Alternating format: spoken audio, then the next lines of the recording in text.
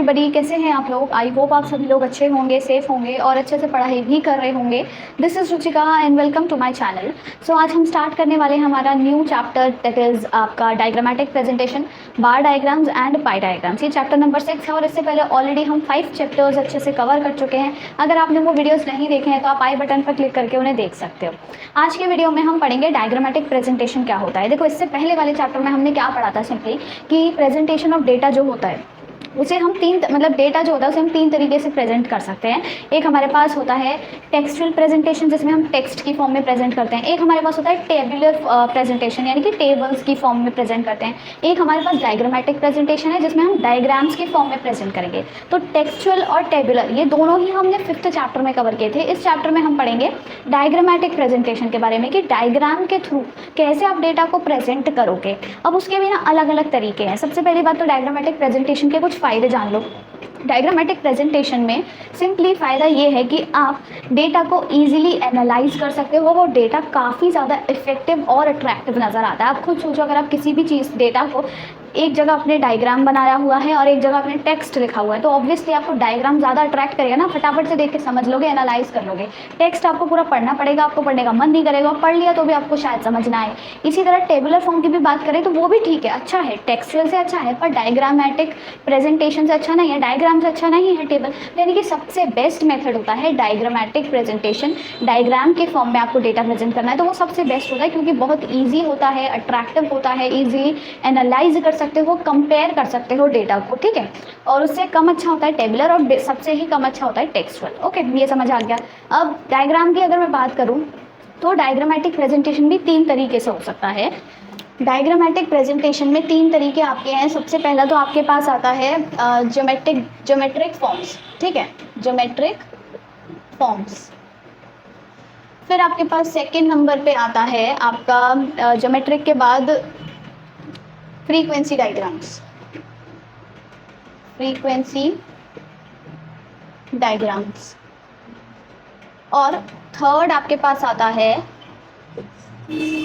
Arithmetic line graphs, या फिर जिन्हें हम एक और नाम से जानते हैं टाइम सीरीज ग्राफ्स, ठीक है। ये 3 तरीके हैं जो आप डायग्रामेटिक प्रेजेंटेशन में यूज़ कर सकते हो। अब इन 3 तरीके में भी अलग अलग आपके क्लासिफिकेशन है। सबसे पहले जब मैं ज्योमेट्रिक फॉर्म्स की बात करूं तो इसमें आप 2 तरीके से डेटा को प्रेजेंट कर सकते हो। या तो आप क्या यूज़ करोगे, बार डायग्राम्स को यूज़ करोगे, बार डायग्राम्स को यूज़ करोगे, या फिर आप पाई डायग्राम्स यूज़ करोगे, ठीक है। बार डायग्राम्स और पाई डायग्राम्स।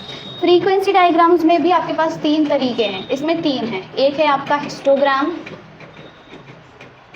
एक है आपके पास पॉलीगॉन और एक है आपके पास ओजाइव, ठीक है। It's ogive, right.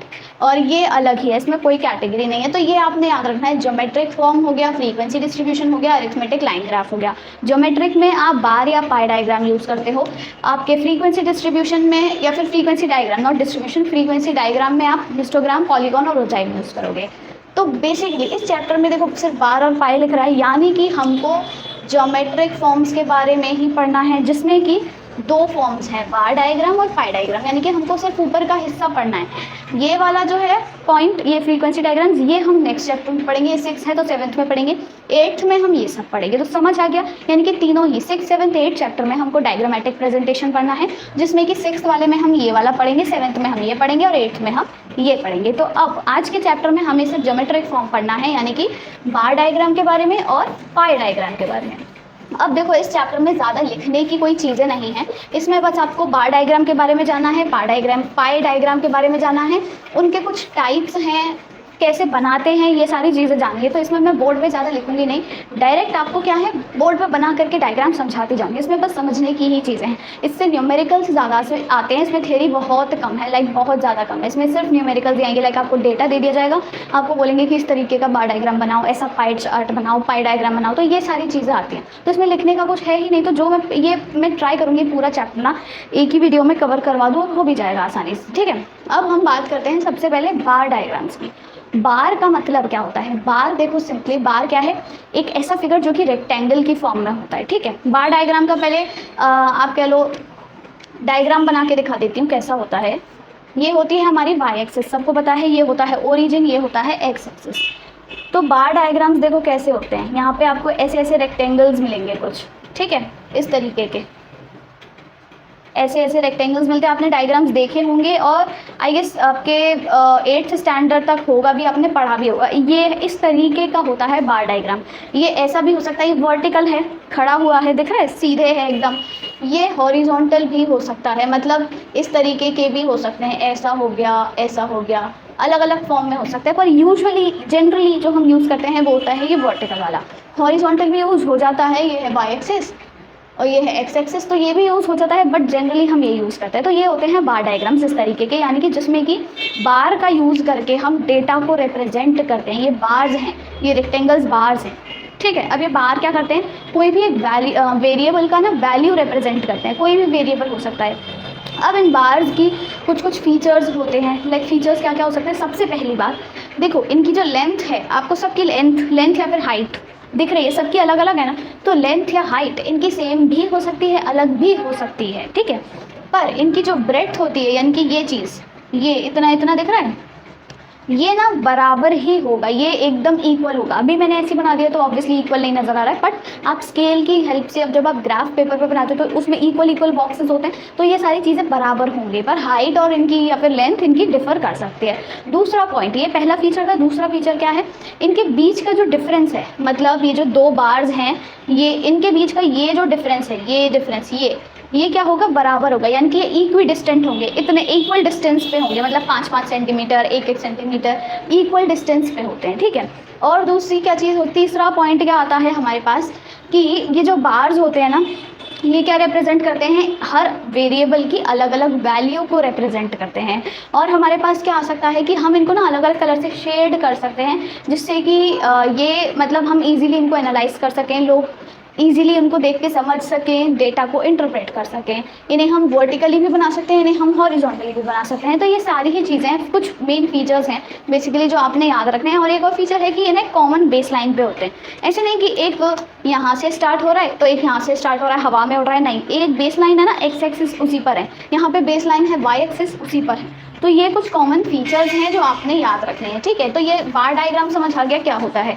अब बार डायग्राम के देखो कुछ टाइप्स हैं जो बहुत इंपॉर्टेंट है, वहीं से यूजुअली क्वेश्चंस आते हैं कि आप इस तरीके का बार डायग्राम बना करके दिखाओ, तो ऐसे ऐसे क्वेश्चंस आते हैं। तो सबसे पहले हम लिखते हैं टाइप्स ऑफ बार डायग्राम्स। सबसे पहला देखो, बहुत इजी है, ज़्यादा इसमें हाथ पाँव मारने की ज़रूरत नहीं है। सबसे पहला आ जाता है आपका सिंगल बार डायग्राम, ठीक है, सिंगल बार डायग्राम। दूसरा आपके पास आ जाता है मल्टीपल, एक है सिंगल, एक है मल्टीपल बार डायग्राम। थर्ड है आपके पास सब डिवाइडेड बार डायग्राम। फोर्थ है परसेंटेज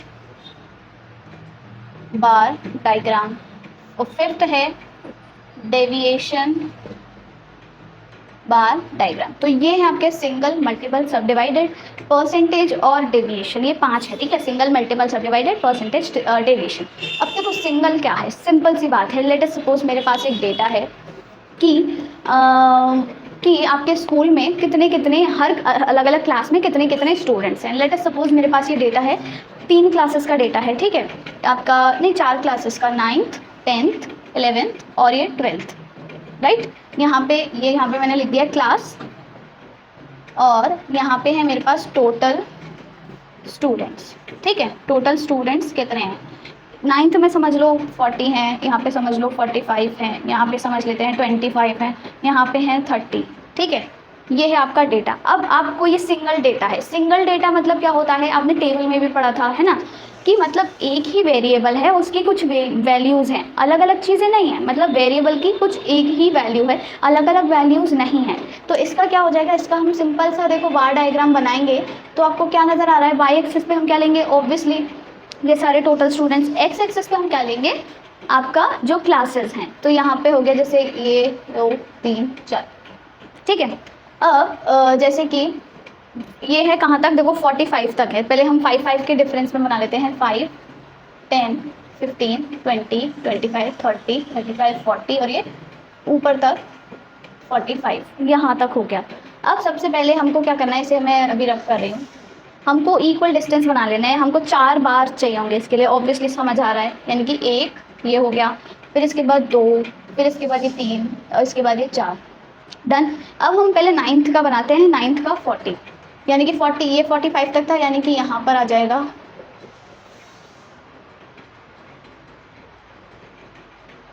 ये हो गया आपका 9th। ठीक है, फिर 10th में 45 यानी कि बिल्कुल एंड तक,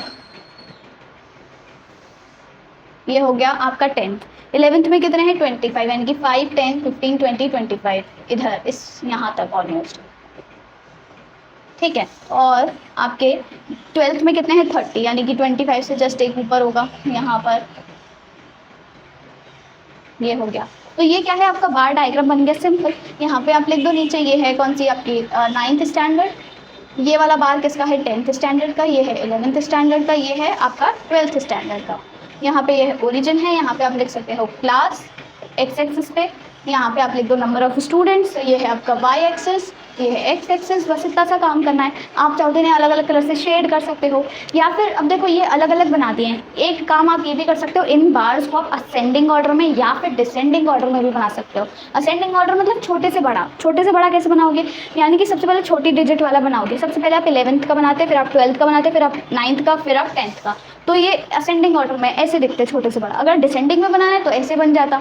तो यानी कि सबसे पहले आप 10th का बनाते, फिर 9th का, फिर 12th का, फिर 11th का। तो कैसे भी बना सकते हो। अगर जब तक मेंशन नहीं है कि असेंडिंग या डिसेंडिंग में बनाना है तो ठीक है, पर आप कैसे भी बना लो। पर मेंशन है कि असेंडिंग में बनाओ, डिसेंडिंग में बनाओ, तो आप वैसे ही बनाना। तो सिंगल बार डायग्राम सिंपल सी बात यह है कि जिसमें एक ही डेटा सेट हो आपके पास, उसे रिप्रेजेंट करना है।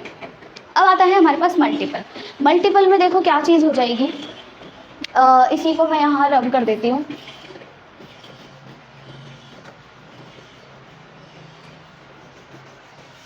मल्टीपल में देखो एक से ज़्यादा डेटा अगर आपके पास है, चाहे वो 2 है या 3 है या कितना भी, ठीक है। जैसे कि मान लेते हैं आपके पास 10th क्लास का डेटा है, ठीक है। 10th क्लास में कितने आपके बॉयज़ हैं, या फिर नहीं आप कह लो हर क्लास में ही कितने बॉयज़ हैं कितने गर्ल्स हैं। जैसे हमने अभी लिया था 9th 10th 11th और 12th का डेटा, हमने अभी तक सिर्फ टोटल स्टूडेंट्स लिए थे। अब हम क्या करेंगे, हम बॉयज़ भी लेंगे और गर्ल्स अलग अलग 2 क्लासिफिकेशन कर दिए। बॉयज़ और गर्ल्स के अलावा हम एक टोटल का भी बना सकते हैं। मतलब एक से ज़्यादा अगर हमारे पास डेटा है, एक से ज़्यादा डेटा सेट है, पहले सिर्फ एक डेटा सेट था यानी कि टोटल स्टूडेंट्स, अब हमारे पास 2 हैं, बॉयज़ हैं गर्ल्स हैं, समझ रहे हो। इसमें हम एक और कॉलम ऐड कर देंगे, टोटल स्टूडेंट्स को 3-3 बार्स बनाने पड़ेंगे, ठीक है।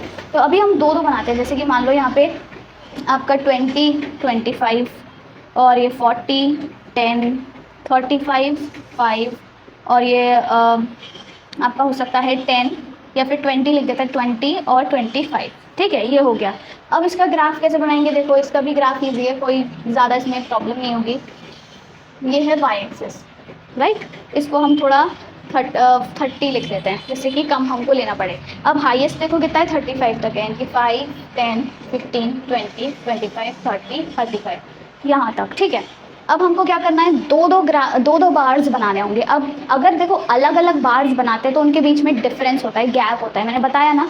यानी कि जब हम 9th का बनाया था, अभी हमने 9th और 10th का, तो दोनों के बीच में गैप था, 10th और 11th के बीच में गैप था। पर जब हम 9th में ही बॉयज़ और गर्ल्स उन दोनों के ग्राफ बनाएंगे तो वो दोनों में गैप नहीं होगा, क्योंकि वो एक ही वेरिएबल की 2 वैल्यूज़ हैं, इन दोनों के बीच में गैप नहीं होगा। जैसे कि अब देखो ये समझ लो, यहाँ पे देखो इक्वल डिस्टेंस लेना होता है पहली बार, ठीक है। सबसे पहले 9th का बनाते हैं, 20 और 25 5 10 15 20, यानी कि यहाँ तक आ गया 20 और 25 कहाँ तक आ जाएगा, इसके ऊपर तक।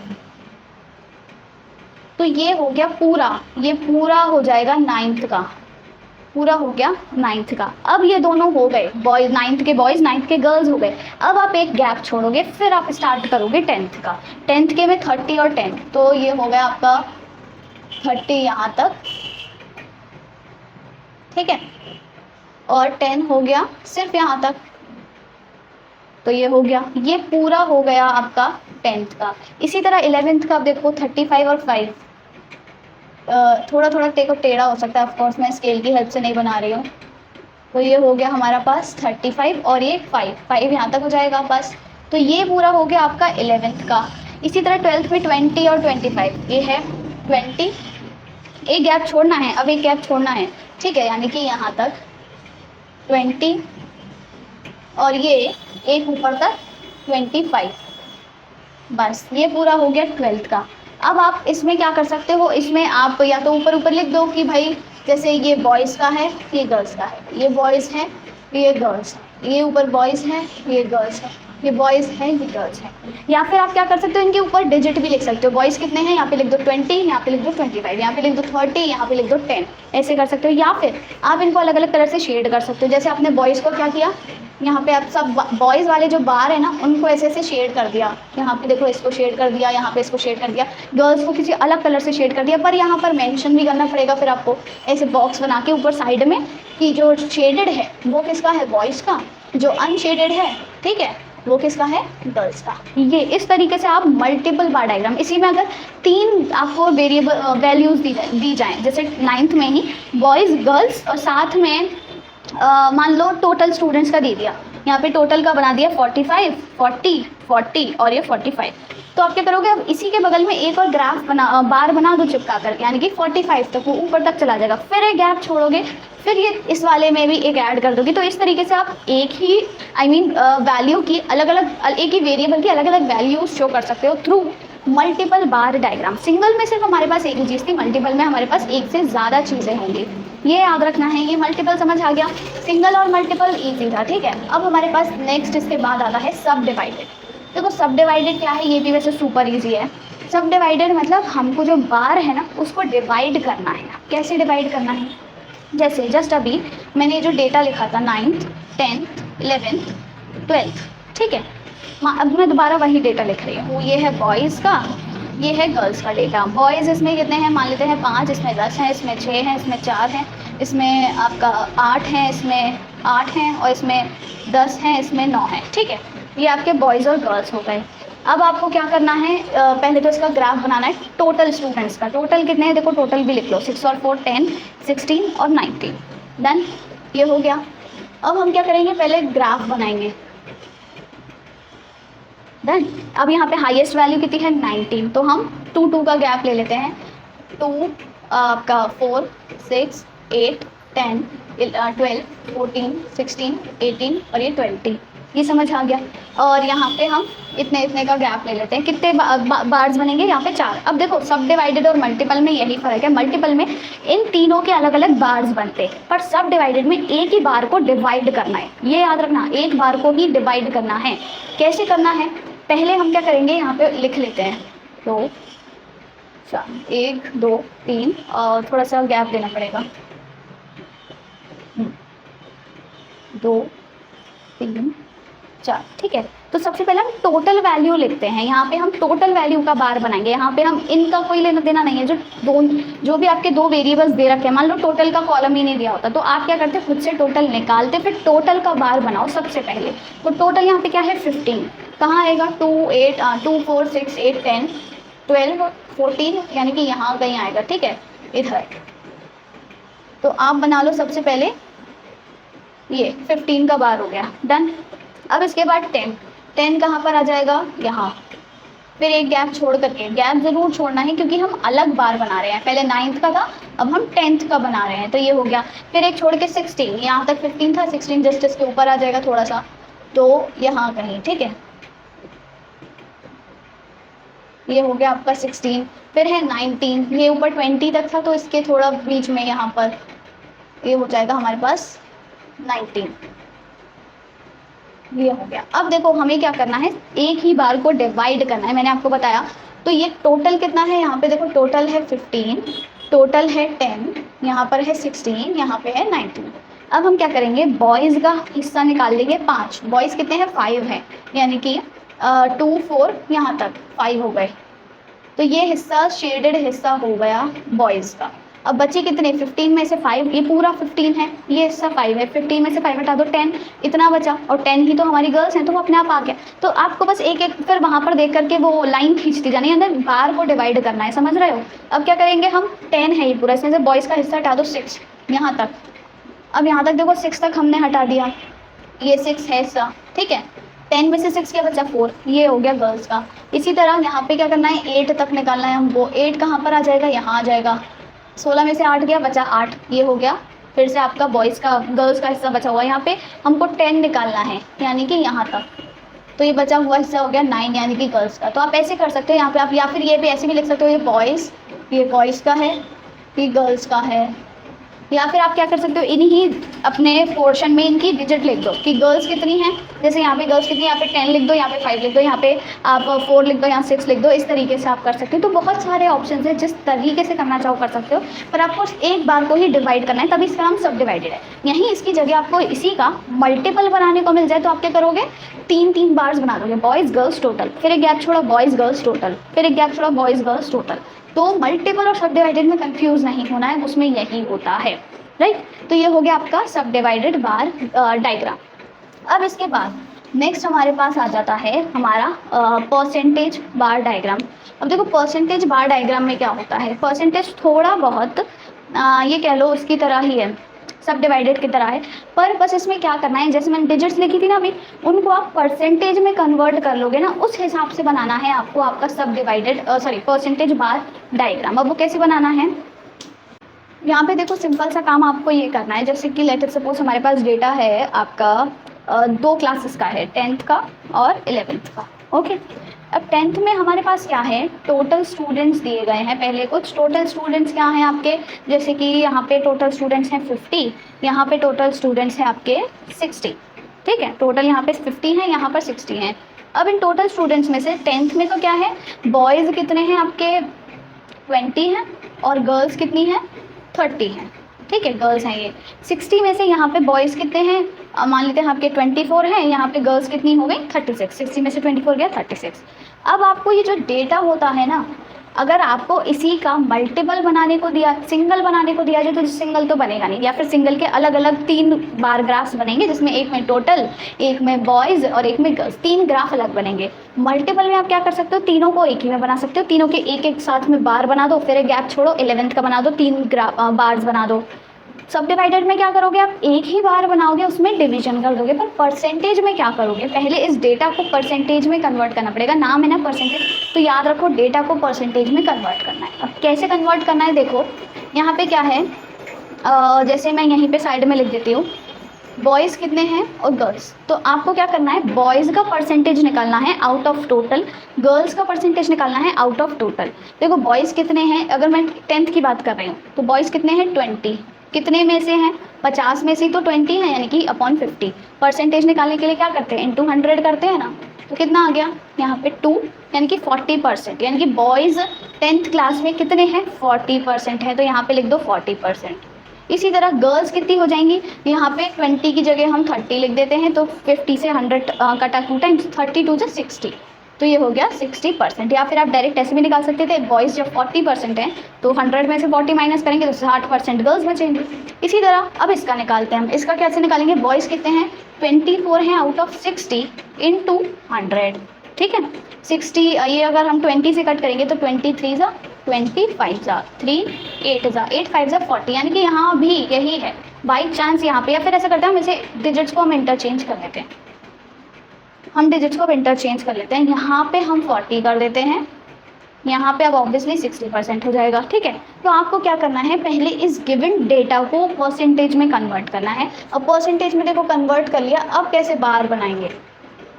परसेंटेज आपको पता है कहाँ तक होता है, 100 तक होता है ना, ये तो सबको पता है। तो हम क्या करेंगे, पहले यहाँ पे जैसे मान लेते हैं 25 50 75 100, हमने 4 का वो ले लिया, ठीक है, मतलब 25 का गैप ले लिया है। अब आप क्या करोगे, आप 2 बार्स बनाओगे, सिर्फ आपको पता है 2 बार्स बनाने हैं आपने, क्यों, क्योंकि आपके पास 2 ही चीज़ें हैं, ठीक है। अब यहाँ पे हम क्या करेंगे, ये हो गया टोटल आपका 100% तक होगा। सबसे पहली बात तो टोटल दोनों में देखो इसमें बराबर होगा, ये आपको याद रखना है। क्यों होगा? क्योंकि हम क्या कर रहे हैं, अब हम एक्चुअल डेटा नहीं ले रहे हैं, अब हम एक्चुअल डेटा नहीं ले रहे हैं, अब हम परसेंटेज ले रहे हैं। इन दोनों को ऐड करोगे कितना हुआ भाई? 100%, और परसेंट तो 100 तक ही होता है, यहाँ भी 100%, तो बार आपका बनेगा 100% तक, पहली बात। अब क्या करेंगे, हम डिविजन कर देंगे इसमें भी, बस जैसे सब डिवाइडेड में हम इस डेटा को डिवाइड करके लिखते हैं ना, परसेंटेज में ये करना है कि परसेंटेज में कन्वर्ट करके आपको तब डिवाइड करना है। अब क्या करेंगे, ये पूरा 100% है, देखो ये पूरा है 100%, है ना। अब क्या करेंगे, बॉयज़ कितने हैं यहाँ पे? 40%, ये है 10th का, ये है 11th का। तो अगर मैं 10th की बात करूँ तो बॉयज़ हैं 40%, 50 से थोड़ा नीचे आएगा, यानी कि यहाँ ये हो गया आपका बॉयज़ का हिस्सा, ये हो गया गर्ल्स का 60% हिस्सा। सिंपल सी बात है। इसी तरह यहाँ पे देखें, अब बॉयज़ का है 60% 11th में, तो 60 कहाँ तक आ जाएगा? 50 से यहाँ थोड़ा ऊपर कहीं, तो ये हो गया 60% हिस्सा बॉयज़ का और ये 40% हिस्सा गर्ल्स का। बस इतनी सी कहानी थी जो इसमें आपको लिखनी थी। मतलब परसेंटेज और सब डिवीजन, सब डिवाइडेड जो है उसमें बहुत ज़्यादा अंतर नहीं है। सब डिवाइडेड में भी आपको बार में क्या करना है, बार में डेटा को डिवाइड करना है, और परसेंटेज में ये करना है। पर सब डिवाइडेड में क्या करना है, एक्चुअल डेटा लेना है, परसेंटेज में क्या करना है, डेटा को परसेंट में कन्वर्ट करके तब आपको डिवीजन करना है बार का। इस तरीके से आपके हो गए 4 टाइप्स, सिंगल, मल्टीपल, आपका सब डिवाइडेड और आपका परसेंटेज। लास्ट आपका बचता है डेविएशन। अब देखो डेविएशन का मतलब क्या होता है, डेविएशन मतलब काइंड ऑफ डिफरेंस कितना है, आपका दूरी कितनी है, ये सब चीज़ों का मतलब होता है डेविएशन।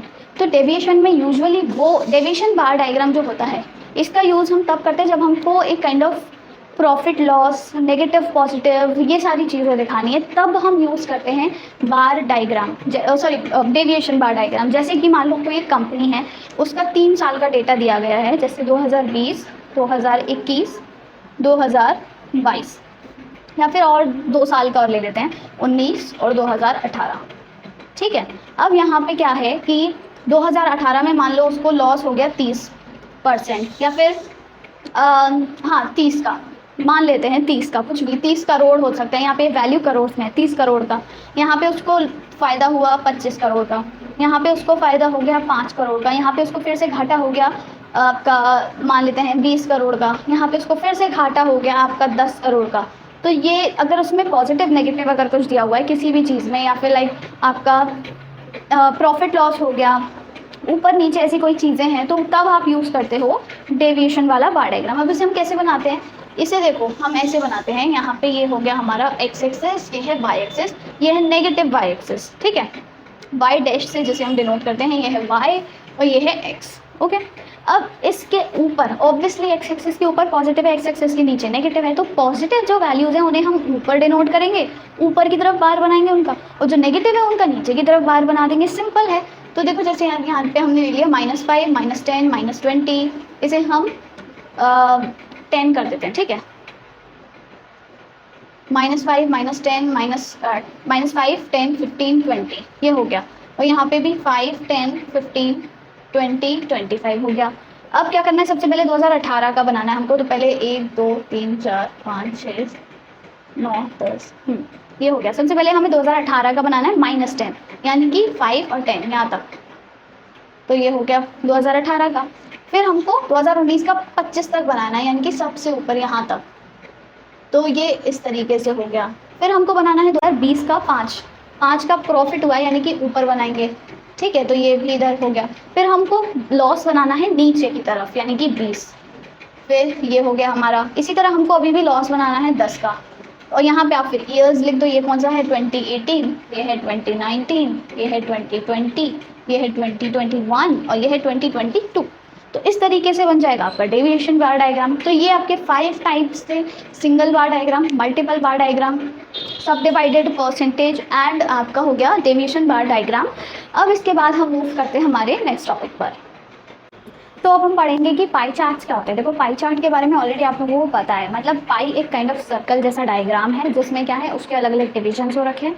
वो हमको क्या बताते हैं, अलग अलग वेरिएबल की क्या क्या वैल्यूज हैं। अब पाई डायग्राम को बनाना कैसे होता है, जैसे बार डायग्राम देखे हमने, किस किस तरीके के बार डायग्राम कैसे बनाने, पाई डायग्राम को कैसे बनाना है वो हम अब सीखते हैं। पहली बात तो ये पाई डायग्राम बहुत ही ईजी टॉपिक है, इसमें आपको कोई भी टाइप्स नहीं है, सिर्फ सिंपल सी बात ये देखनी है कि पाई डायग्राम बनेगा कैसे, वो सीख लोगे तो आपको सारा समझ आ जाएगा। उस पर बेस्ड बहुत सारे क्वेश्चन आते हैं, तो आप इजीली स्कोर कर सकते हो अच्छे खासे मार्क्स। तो इसमें ऑफ कोर्स आपको जो होता है ना आपका डी, उसकी ज़रूरत पड़ती है, स्केल की ज़रूरत पड़ेगी, प्रोटेक्टर की ज़रूरत पड़ेगी। तो ये सारे टूल्स की बिल्कुल ज़रूरत पड़ेगी पूरे स्टैटिस्टिक्स में, क्योंकि आपको सारी चीज़ें मेजर करके बनानी है। ऐसे नहीं बनानी जैसे मैं बोर्ड पे कुछ भी बना रही हूँ, नहीं, आपको सारी चीज़ें ग्राफ पेपर पे मेजर करके बनानी है। तो ये चीज़ें ज़रूर अपने पास रखना, राइट। सबसे पहले हम बात करते हैं पाई डायग्राम की। देखो, जैसे कि लेटर सपोज मेरे पास एक डेटा है कि आपका ना 4 ब्रांड्स हैं, कोई भी फ़ोन मोबाइल के ब्रांड्स हैं, लाइक आपका सबसे पहले हो गया मोटोरोला, ठीक है, और आपका दूसरा हो गया सैमसंग, और आपके कौन कौन से थे, रेडमी, और आपका एक एप्पल। ये 4 आपके क्या है, मोबाइल ब्रांड्स हैं। अब इन मोबाइल ब्रांड्स की कितनी कितनी बिक्री हुई है, कितनी कितनी सेल्स हुई है, कितने फ़ोन्स बिके हैं, इसका डेटा दिया हुआ है। मोटोरोला के मान लेते हैं 480 हैं, इसके 360 हैं, इसके 240 हैं, इसके 120 हैं, ठीक है। ये हो गया आपके पास डेटा गिवन है आपको। अब आपको इसका आपका पाई चार्ट बनाना है। इसका अगर बार डायग्राम बनाने के लिए बोलो तो आप इजीली बना लोगे, 4 अलग अलग बार्स बनाओ इक्वल डिस्टेंस पे, इनकी वैल्यूज तक, वो हो गया आपका बार डायग्राम। पर पाई चार्ट, पाई डायग्राम कैसे बनाओगे? अब देखो, उसके लिए अलग अलग स्टेप्स हैं। सबसे पहले आपको इस गिवन डेटा को कन्वर्ट करना है परसेंटेज फॉर्म में। क्या करना है? सबसे पहला स्टेप आपका क्या है, ये लिख लेना, ठीक है। फर्स्ट स्टेप क्या है? Convert data into percentage form, ठीक है, ये करना है सबसे पहले। फिर उस परसेंटेज को आपको कन्वर्ट करना है किसमें? डिग्रीज में, और फिर उन डिग्रीज को सेट करना है पाई में। यानी कि डेटा जो भी है उसको पहले परसेंटेज में करो, परसेंटेज को डिग्रीज में करो, फिर डिग्रीज को सेट कर दो। ये 2-3 स्टेप्स हैं, याद रहेंगे। यानी कि data to percentage, percentage to degree, फिर सिंपल सा काम हो गया। अब पहले हम इसे परसेंटेज में कन्वर्ट करते हैं। परसेंटेज के लिए हमको चाहिए होगा टोटल। अब ये टोटल कितना हो रहा है, इसका टोटल अगर करेंगे तो ये टोटल हो जाएगा, ये हो गया 600 और ये भी 600, यानी कि 1200। टोटल हो गया आपका 1200। तो अब किसी भी डेटा को परसेंटेज में कैसे कन्वर्ट करते हैं? यानी कि जैसे पहले वाले का मैं बताऊँ, यहाँ पे लिख देती हूँ परसेंटेज फॉर्म, ठीक है, परसेंटेज फॉर्म। तो पहले वाले का अगर मैं बताऊँ तो 480 अपॉन टोटल, परसेंटेज में करने के लिए 100 से मल्टीप्लाई करते हैं, तो यानी कि ये कट गया 12 से 4 टाइम्स, यानी कि 40% आ गया। इसी तरह यहाँ पे 360 को करूँ तो 360 अपॉन टोटल इनटू 100, ठीक है, ये हो गया 12 3 जा, यानी कि 30 टाइम्स, यानी कि 30% आई मीन। इसी जगह यहाँ पे अब इसको देखो 240 लिख देते हैं, ठीक है, तो 12 2 जा कट जाएगा, यानी कि 20%, और इसी तरीके से आ जाएगा आपका 10%। यानी कि हमारे पास डेटा परसेंटेज में तो कन्वर्ट हो गया। अब इस परसेंटेज को हमको बनाना है किसमें? डिग्रीज में। अब ये कैसे बनाएंगे? इसके लिए भी देखो यही सेम यही रूल अपनाना होता है। जैसे कि अभी हमने जब परसेंटेज में कन्वर्ट किया तो हमने क्या किया, उस वैल्यू का डिवीजन किससे किया? टोटल से, और मल्टीप्लाई किससे किया था? 100 से। 100 से क्यों किया? क्योंकि परसेंट में कन्वर्ट करना है। तो एक चीज़ तो समझ आ गई होगी, यहाँ पे हम 100 से मल्टीप्लाई नहीं करेंगे, यहाँ पे हम किससे मल्टीप्लाई करेंगे? हम 360 डिग्री से, क्योंकि हमारे पास जो भी हमारा पाई डायग्राम होता है या फिर कोई भी सर्कल होता है, उसका पूरा एंगल कितना होता है? 360 डिग्री तो होता है। तो यानी कि हम यहाँ पे 360 डिग्री से मल्टीप्लाई करेंगे, ये तो समझ आ गया।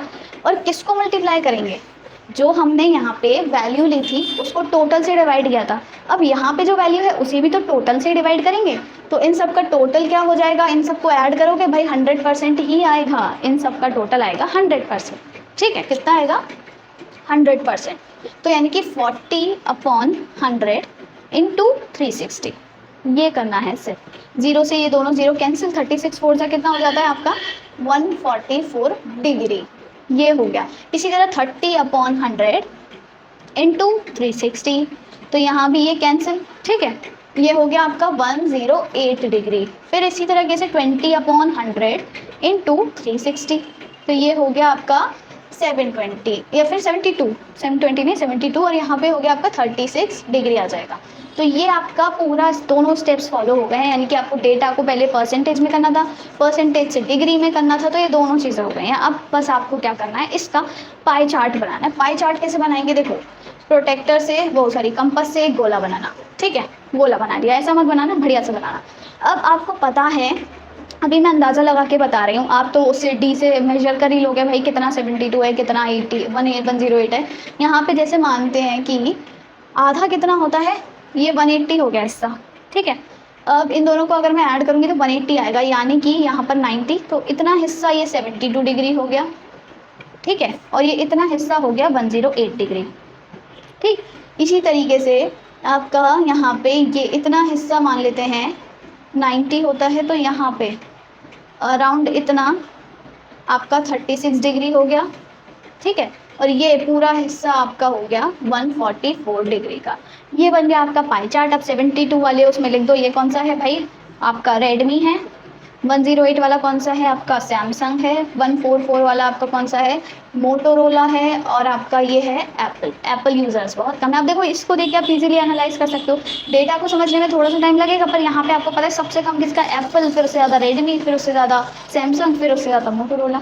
तो ये इस तरीके से आप पाई चार्ट बना सकते हो, और यही सिर्फ इतना ही है इस चैप्टर में। तो ये चैप्टर मैं सोची थी पूरे वीडियो मतलब एक ही वीडियो में ख़त्म कर दूँ, और हो भी गया, क्योंकि ये पाई चार्ट वाला छोटा सा टॉपिक है, तो इसको मैं बीच में नहीं छोड़ सकती थी। और इसी के साथ ये सबका ये चैप्टर ख़त्म होता है। तो अगर आपको ये वीडियो अच्छा लगा हो, समझ आ गया हो, so do give it a like and do not forget to subscribe to my channel. Thank you.